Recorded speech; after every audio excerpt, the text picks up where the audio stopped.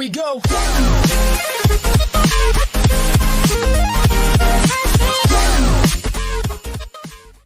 Come on, let's go find some wild grapes. So we just found some wild grapes.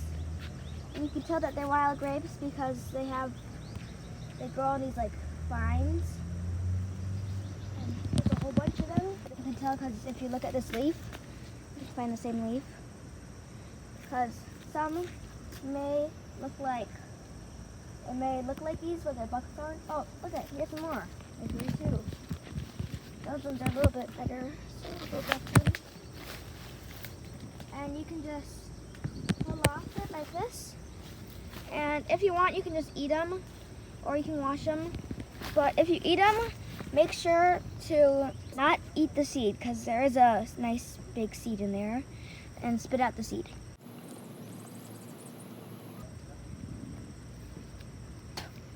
You don't want to eat berries that you don't know, like these ones. They look a lot like these wild grapes, but they're not wild grapes. So make sure you don't eat them because they could have like poison in them and you could get sick or go to the hospital. So don't eat them. So we are taking off the ripe grape and we're leaving the green ones.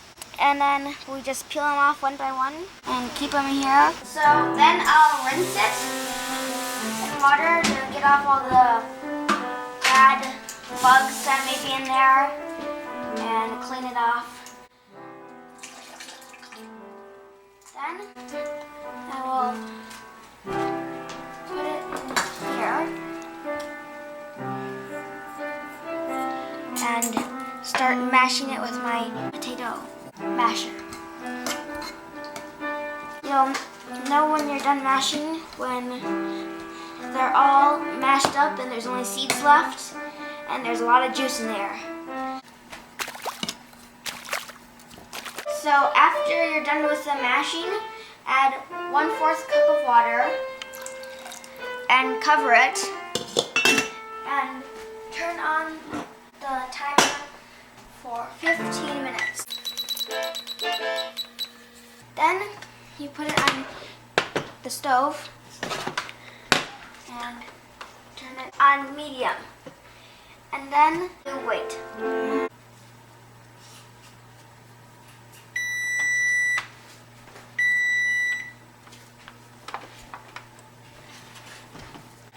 Okay, there it is. Looks kind of like brains. Now we're going to pour it in here.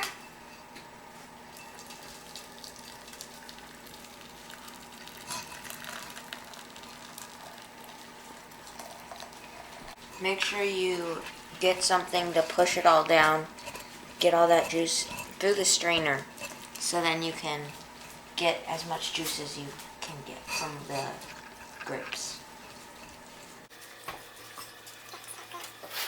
Next thing you're going to want to do is take some saran wrap and put it firmly around the jar or bowl that you are using. And then let it sit overnight. So next we pour the juice into a pan and turn the oven on for high. And then we'll wait until it starts boiling, and after it starts boiling we'll pour some pectin in, and this is pectin. Okay, it's boiling now, so we'll add our pectin and start stirring. Stir for 1 minute. So after 1 minute's passed, you'll pour some sugar in.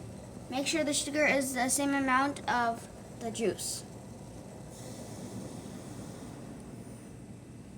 And then you'll stir the sugar for 1 minute.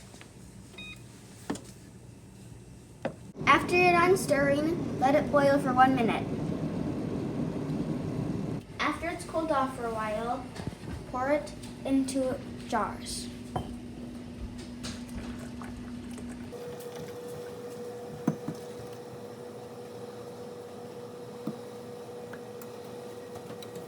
Then put it into the fridge to refrigerate.